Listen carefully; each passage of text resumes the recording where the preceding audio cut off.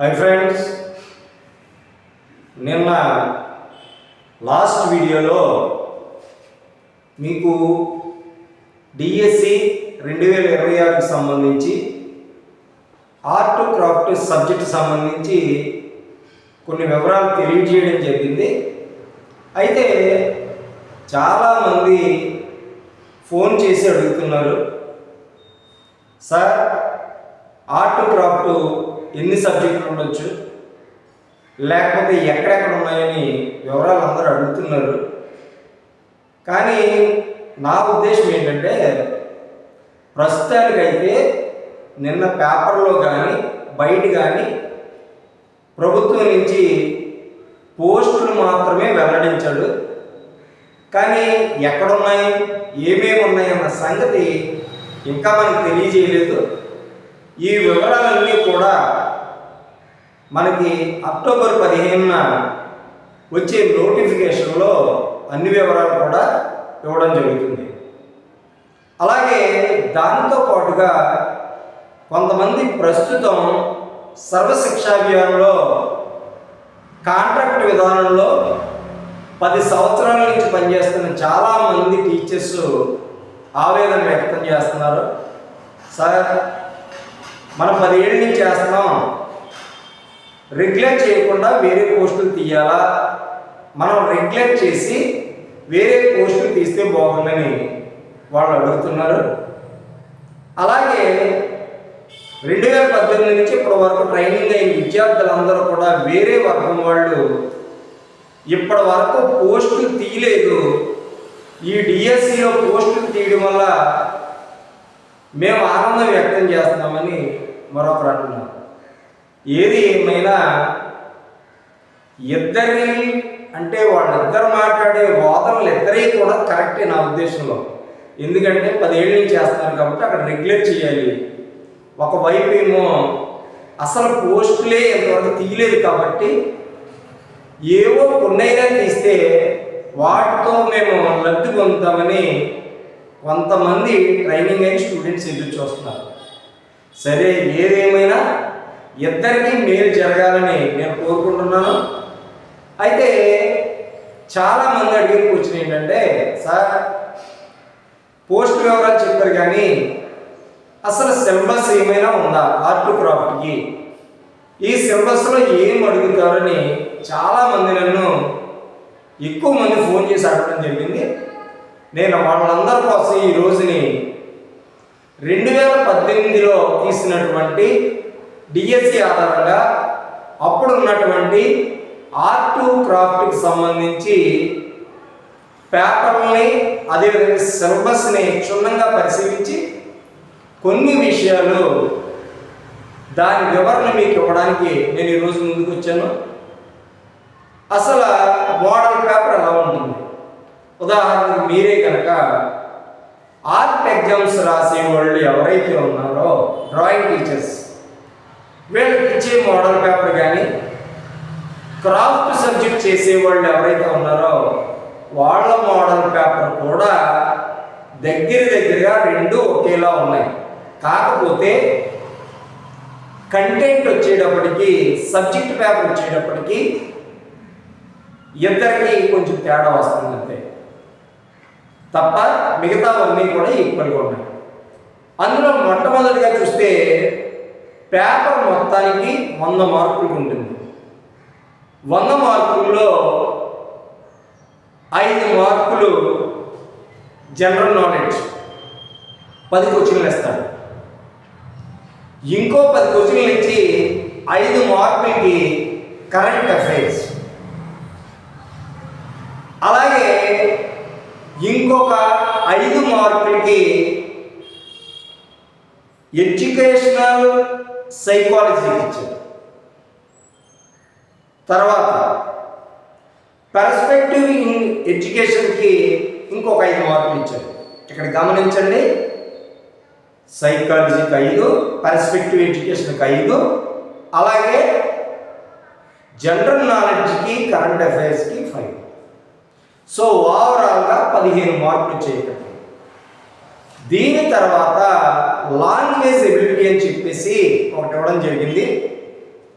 ఈ లాంగ్వేజ్కి ఏమీ లేదు, మన తెలుగు సబ్జెక్ట్ మీద ఉన్నటువంటి మధ్యలో కొన్ని ఉంటాయి మనకి, మీకు తెలిసిందే.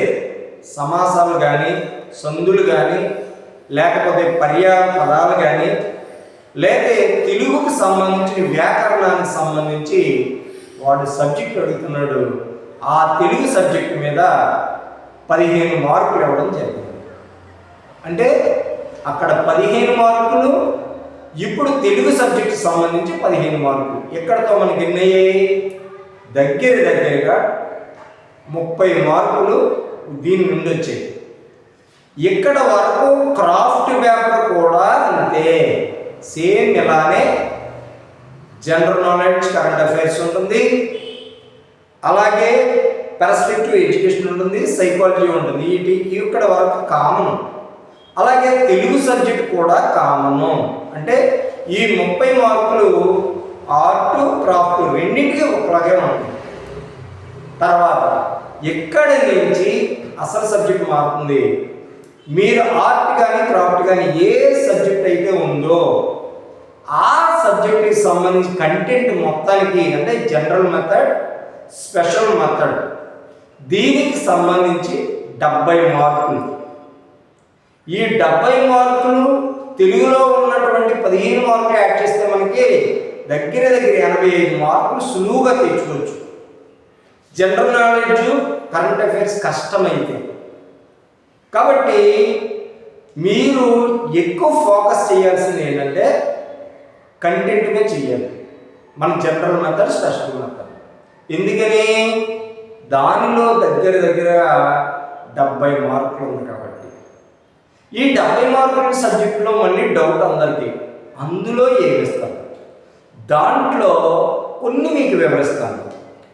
ఇందులో ఏంటంటే మీకు కంటెంట్లో దగ్గరగా ఫస్ట్ వాడు ఏమి ఇచ్చాడంటే principles of technique in drawing. డ్రాయింగ్లో టెక్నిక్స్ ఏమైతే ఉన్నాయో వాటిని అడుగుతున్నాడు. ప్యాస్టల్స్ కానీ, చార్కోల్స్ కానీ, ఆయిల్ ప్యాస్టల్స్ కానీ, ఇలా ఎన్ని రకాలు ఉన్నాయో వాటి మీద అడుగుతున్నాడు. తర్వాత సబ్జెక్ట్కి సంబంధించి నేచర్ డ్రాయింగ్ ఎలా ఉంటుంది, లేదా ల్యాండ్స్కేప్స్ అంటే ఏంటి, లేదా పర్స్పెక్టివ్ డ్రాయింగ్ అంటే ఏంటి, ఇలా టైప్స్ అడుగుతున్నాడు. ఆ తర్వాత పెయింటింగ్లో రకాలు అడుగుతాడు. అందులో పేపర్స్ అడిగాడు. హ్యాండ్మేడ్ పేపర్ అంటే ఏంటి, బఫ్ షీట్ అంటే ఏంటి, వాటర్ కలర్ యూజ్ చేసే పేపర్ ఏంటి, వైట్ షీట్ ఏంటి, వైట్ షీట్లో కలర్స్ ఏంటి, ఇలా అడుగుతున్నాడు.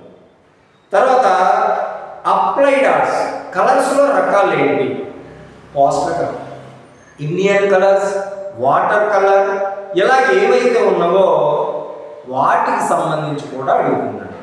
తర్వాత స్కల్ప్చర్కి సంబంధించి, శిల్పాలకు సంబంధించి, ఈ శిల్పాలకు సంబంధించి క్లేతో ఎలా చేస్తారు, ప్లాస్టర్ ఆఫ్ ప్యారిస్ అంటే ఏంటి, బ్రాంజ్ మెథడ్ అంటే ఏంటి, లేదా సిల్వర్ మెథడ్ ఏంటి, ఇలా అడుగుతున్నాడు. ఇవన్నీ కాకుండా ఇంకా చాలా మందికి తెలియంది హిస్టారికల్ పేపర్. హిస్టారికల్ అంటే మళ్ళీ మన దాని దగ్గరికి వెళ్ళేటప్పుడు కొన్ని టెంపుల్స్ ఉన్నాయి. ఆ టెంపుల్స్ మీరు అబ్జర్వ్ చేయండి. Buddha temple, Khajuraho temples, Konark temple, Hampi temple, ఇలాంటి వాటి యొక్క టెంపుల్స్ యొక్క ప్రాధాన్యత ఇక్కడ అడుగుతున్నాడు. తర్వాత ఇండస్ వ్యాలీలో అంటే మన సింధు నాగరికత గురించి కూడా అడుగుతున్నాడు. సో ఎలా చెప్పుకుంటూ పోతే మనకున్న వాటిలో మన సబ్జెక్ట్ మీద ఉన్నటువంటి మెథడ్, దానితో పాటుగా కొంతమంది గ్రేట్ ఆర్టిస్టుల గురించి అడుగుతున్నారు. అందులో మనకు తెలిసింది, మీకు తెలిసిందే, రాజా రవివర్మ, వడ్డాది పాపయ్య, బాపు గారు, అలాగే ఎంఎఫ్ హుసేన్, పికాసో, ఇలాంటి గ్రేట్ ఆర్టిస్టుల గురించి ఎక్కువగా అడుగుతున్నాడు. సో ఇప్పుడు నేను చెప్పినవి మాత్రం కొన్ని మాత్రమే. మన డెప్త్కి వెళ్తే కనుక చాలా సిలబస్ ఉంది. ఇందులో ఒక్కొక్కటి వివరించుకెళ్తే చాలా టైం పడుతుంది. సో ఈ విధంగా ఆర్ట్ పేపర్ అయితే మీకు దగ్గరలో ఉంది. రానున్న వీడియోల్లో నేను ఒక్కొక్క సబ్జెక్టు గురించి వివరంగా మీకు వివరించడం జరుగుతుంది. వాటన్నింటినీ ఒక నోట్స్ రూపంలో రాసుకోండి. ఇది దూరం ఉన్న వాళ్ళకి చాలా యూజ్ అవుతుంది. ఇప్పటి వరకు నేను చెప్పింది కేవలం ఆర్ట్ పేపర్. మరి క్రాఫ్ట్ పేపర్లో ఏమడుగుతున్నారు? క్రాఫ్ట్ పేపర్లో కూడా ఇందాక చెప్పినట్టుగానే మీకు దగ్గరగా 30 మార్కులు common. General method, general knowledge, current affairs, psychology లేదా పర్స్పెక్టివ్ ఎడ్యుకేషన్ ఇక్కడ వరకు కామన్. అలాగే తెలుగు పేపర్ కూడా. ఇప్పుడు తెలుగు పేపర్ వరకు కూడా మనం 30 మార్కులు కామన్.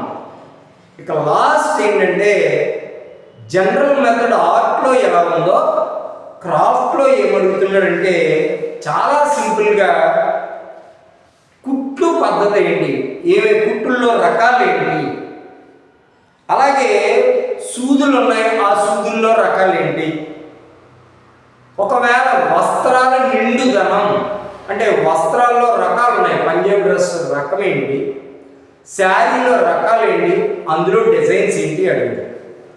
తర్వాత కాలర్లో జేబులు, ఒకవేళ మీరు షర్ట్ కుడితే కాలర్లో రకాలు ఏంటి, జేబుల్లో రకాలు ఏంటి, తర్వాత డార్నింగ్లో రకాలు ఏంటి, తర్వాత ప్రిన్సెస్ కోట్, ఒకవేళ కోటు కుడితే కోటులో రకాలు ఏంటి, నెక్స్ట్ ఎంబ్రాయిడరీలో కుట్టుల్లో ఎన్ని రకాలు ఉన్నాయి, వాటి రకాలు ఒక్కొక్కటి వివరించిందని.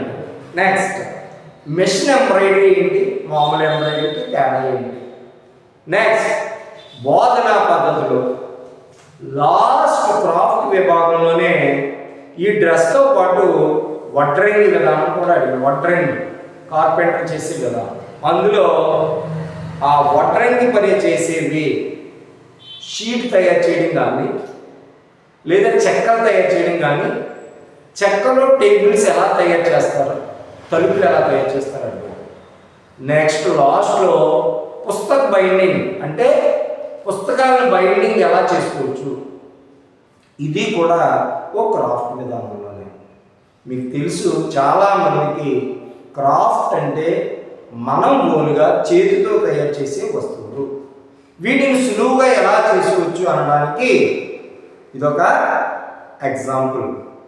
మరి ఆర్ట్ పేపర్ ఎలా ఉంటుందో క్రాఫ్ట్ పేపర్ ఎలా ఉంటుందో మీకు వివరించడం జరిగింది. ఇప్పుడు నేను చెప్పింది మళ్ళీ చెప్తున్నాను మీకు. 2018లో ఇచ్చినటువంటి డిఎస్సి ఆధారంగా నేను దాన్ని తీసుకుని మళ్ళీ గూగుల్లో సెర్చ్ చేసి కొన్ని విషయాలు అంటే వాటన్నింటినీ కూడా పరిశీలించి మీకు ఇవ్వడం జరిగింది. మరి ఇవి చాలా కష్టమైనవి అయితే ఏమీ కాదు, ఇవన్నీ కూడా మనకు అందుబాటులో ఉన్నవి. అయితే ఆర్ట్ కానీ క్రాఫ్ట్ కానీ ఏ షాపుల్లో ట్రైనింగ్ సంబంధించి బుక్స్ లేవు కాబట్టి ఉన్న టాపిక్స్ని బట్టి మనం సొంతంగా తయారు చేసుకుని ప్రిపేర్ అవ్వాలి. వీలున్నంత మట్టికి ఈ సిలబస్ ఆధారంగా నా వంతు కృషి చేస్తూ కొన్ని క్లాసులు మీకు యూట్యూబ్లో అందించడం జరుగుతుంది. ఏ క్లాసు కూడా అక్టోబర్ వరకు ఉన్న క్లాస్ ఏది మిస్ అవ్వద్దు. కొంత కాకపోతే కొంతైనా ఈ సబ్జెక్ట్ హెల్ప్ అవుతుందని నేను ఆశపడుతున్నాను. ఈ సబ్జెక్టు మన డిఎస్సిఏ కాకుండా మీ దాంట్లో ఎవరైనా కనుక ఆర్మీ స్కూల్స్, కేంద్రీయ విద్యాలయ, సైనిక్ స్కూల్లో కూడా సెంట్రల్ స్కూల్స్ ఉంటాయి, వాటికి కూడా అనుగుణంగా ఉండే సిలబస్నే తయారు చేయడం జరుగుతుంది. ఏది ఏమైనా ప్రతి ఒక్కరు కూడా యూజ్ చేసుకోండి. మరి నేను చెప్పింది బాగానే అర్థమైందని అనుకుంటున్నాను. ఈ పేపర్స్ని మీకు వీలున్నంత మట్టికి మీరు చూపించడం జరుగుతుంది, జస్ట్ వాచ్ అంతే. ఓకేనా? మరి ఈ వీడియో నేను మీకు యూస్ఫుల్ అయిందనే నేను అనుకుంటున్నాను. ఒకవేళ ఈ వీడియో మీకు నచ్చినట్లయితే లైక్ ఇవ్వండి, అలాగే మీ ఫ్రెండ్స్కి షేర్ చేయండి. ఈ సబ్జెక్ట్ అంతా దీని తర్వాత కూడా డ్రాయింగ్ సంబంధించి ఆర్ట్ క్రాఫ్ట్కి సంబంధించి మంచి వీడియోలు మీకు కావాలి అనుకుంటే ముందు మన ఛానల్ సబ్స్క్రైబ్ చేసుకుంటే ఇవన్నీ వస్తాయి. కాబట్టి ఛానల్ సబ్స్క్రైబ్ చేసుకోండి, మరిన్ని మంచి వీడియోలతో ఆస్వాదించండి. మరో మంచి వీడియోతో మీ ముందుంటాను. అంతవరకు థ్యాంక్ యూ.